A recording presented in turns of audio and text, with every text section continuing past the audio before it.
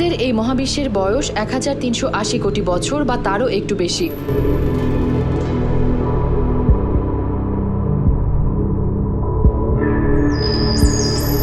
এই মহাবিশ্বের পর্যবেক্ষণযোগ্য অংশ বা যতটুকু আমরা আমাদের প্রযুক্তি দিয়ে দেখতে পারি তাতেই মোট গ্যালাক্সি রয়েছে 2 ট্রিলিয়ন বা 2 লাখ কোটিরও বেশি।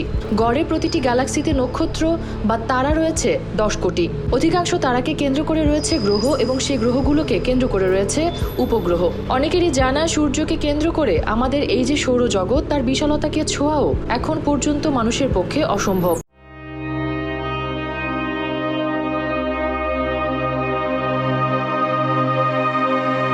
তবে আমাদের সৌরজগতের বাইরে আমাদের মিল্কি ওয়ে গ্যালাক্সির গ্রহগুলোকেও আমরা শনাক্ত করতে শুরু করেছি। সব মিলিয়ে হিসেব করলে দেখা যাবে এই মহাবিশ্বের দৃশ্যমান অংশে মোট বাসযোগ্য গ্রহের সংখ্যা লক্ষ লক্ষ কোটি। তবে মহাবিশ্বের কেবলমাত্র একটি গ্রহে আজ অবধি প্রাণের অস্তিত্ব প্রমাণিত হয়েছে। সেই গ্রহটি সূর্য নামের একটি তারাকে কেন্দ্র করে ঘুরছে এবং সূর্য নামক তারাটি মিল্কি ওয়ে নামের একটি গ্যালাক্সিকে কেন্দ্র করে ঘুরছে।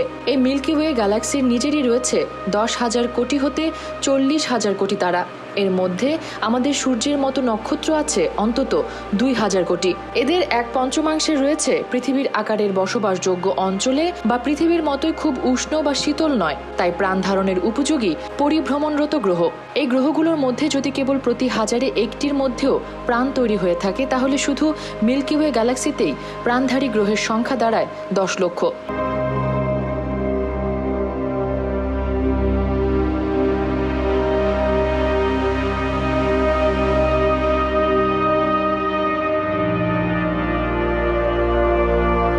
কিন্তু আজ অবধি আমাদের গ্যালাক্সির কোথাও কোনো ধরনের প্রাণের আলামত দেখা যায়নি, অথবা মানব চক্ষুতে কিংবা আমাদের কথিত অত্যাধুনিক প্রযুক্তিও অন্য কোনো গ্রহে প্রাণের আলামত শনাক্ত করতে পারেনি।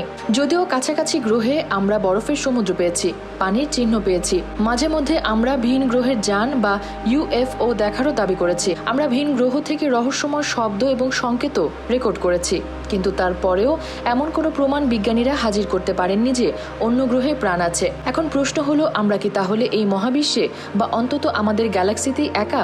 এই প্রশ্নের উত্তর দেওয়া খুব সহজ নয়, তবে নানাভাবে এর উত্তর খোঁজার চেষ্টা চলছে।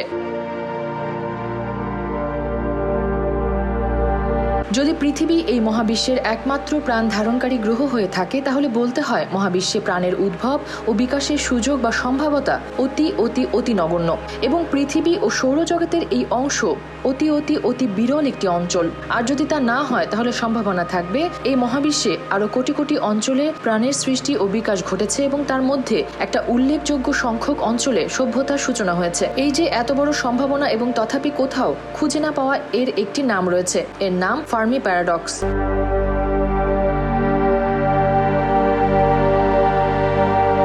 জীবদ্দশায় বিজ্ঞানী ফার্মি এই প্যারাডক্স নিয়ে বেশি দূর এগোতে পারেননি। তার মৃত্যুর পর 1975 সালে মাইকেল এইচ হার্ট এই বিষয়ে একটি গবেষণাপত্র প্রকাশ করেন। এই গবেষণাপত্রে তিনি বেশ কিছু যুক্তি তুলে ধরেন, যেমন মিল্কি ওয়ে গ্যালাক্সিতে কয়েকশো কোটি সূর্যের মতো নক্ষত্র রয়েছে। এই নক্ষত্রগুলোর অনেকগুলোকে কেন্দ্র করেই পৃথিবীর মতো গ্রহের উপস্থিতির বড় সম্ভাবনা আছে, এবং প্রাণের বিকাশ স্বাভাবিক হলে এদের অনেকগুলোতেই ইতিমধ্যে বুদ্ধিমান প্রাণের বিকাশ হয়েছে। বুদ্ধিমান প্রাণের এই সভ্যতাগুলোর মধ্যে কিছু কিছু আন্তঃনাক্ষত্রিক ভ্রমণের প্রযুক্তি অর্জন করেছে। পৃথিবী এখন এই প্রযুক্তি নিয়ে কাজ করার পর্যায়ে আছে। খুব ধীর গতিতেও যদি আন্তঃনাক্ষত্রিক ভ্রমণের প্রযুক্তি এগোয় তবুও সমগ্র মিল্কি ওয়ে গ্যালাক্সি দখল করে নিতে কোটি বছরের মতো সময় লাগার কথা। সর্বোপরি যেহেতু সূর্যের মতো নক্ষত্রগুলোর একটি বিরাট অংশ শতকোটি বছরের পুরনো, এর ফলে ইতিমধ্যে গ্যালাক্সির সর্বত্র সভ্যতা ছড়িয়ে যেতে যথেষ্ট পরিমাণ সময় পেয়ে যাওয়ার কথা। তবে আসার কথা হলো শক্তিশালী হাবল টেলিস্কোপের পর জেমস ওয়েব টেলিস্কোপ মহাকাশে তাদের কাজ শুরু করেছে। তারা মহাবিশ্বের কাছে ছুড়ে দেবে অবধারিত সেই প্রশ্ন,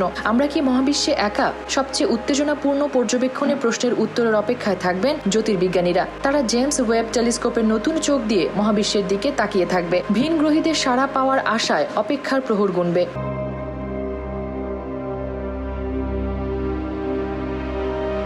গবেষকরা বলছেন আমাদের কাছাকাছি গ্যালাক্সিতে রয়েছে 7টি পৃথিবীর আকারের গ্রহ।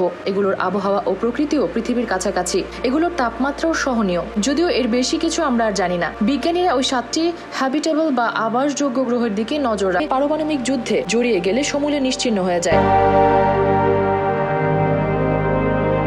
ভিন গ্রহীদের ভিনগ্রহীদের সন্ধান মিলতে পারে এমন গ্রহে নাসা খোঁজ চালাচ্ছে। ভিনগ্রহীদের জীবন থাকতে পারে এমন গ্রহের খোঁজে জেমস ওয়েব স্পেস টেলিস্কোপকে তারা পাঠিয়েছে মহাকাশে। ট্র্যাপিস্ট-1 তেমনই এক নক্ষত্র যাকে প্রদক্ষিণ করে চলেছে 7টি পাথুরে গ্রহ। এই সিস্টেম দেখে নাসার মনে হয়েছিল ভিনগ্রহীদের সন্ধান মিলতে পারে এখানে। নাসা মহাকাশে টেলিস্কোপ ব্যবহারে সিস্টেমটি আবিষ্কার করে বলে জানায়। নাসা জানায় ট্র্যাপিস্ট-1 সিস্টেম হলো আমাদের নিজস্ব সৌরজগতের পরে সব থেকে বেশি গবেষণা করা গ্রহ ব্যবস্থার মধ্যে অন্যতম। এটি পৃথিবী থেকে মাত্র 40 আলোক বর্ষ দূরে অবস্থিত।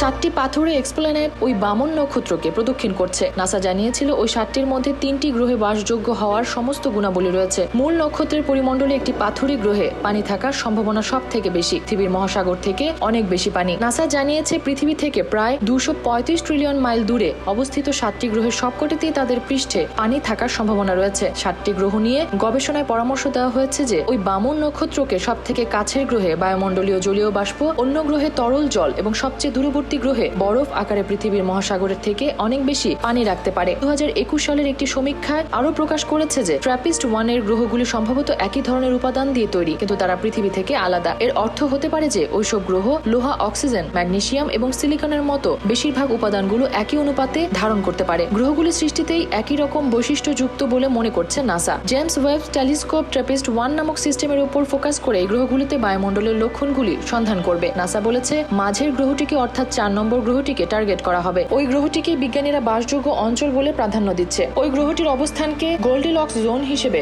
বর্ণনা করা হচ্ছে। কর্নেল ইউনিভার্সিটির গ্রহবিজ্ঞানী নিকোল লুইস এক বিবৃতিতে বলেছেন, ওই গ্রহে যে প্রাণ রয়েছে আমরা সেই অনুধাবন করেছি, কারণ আমরা কার্বন ডাই অক্সাইড দেখতে পাচ্ছি, যা একটি সত্যি শক্তিশালী বৈশিষ্ট্য। তরঙ্গ দৈর্ঘ্যের ওয়েবে তা শনাক্ত করা সম্ভব হয়েছে। আমরা ওই এলাকায় অনেক বেশি রেজুলেশন দেখতে পেয়েছি, তাই ওই গ্রহে যে প্রাণ থাকতে পারে তা অনুমান করা হচ্ছে। এবার জেমস ওয়েব টেলিস্কোপ কি ছবি দেখাতে পারে তার দিকেই তাকিয়ে আমরা।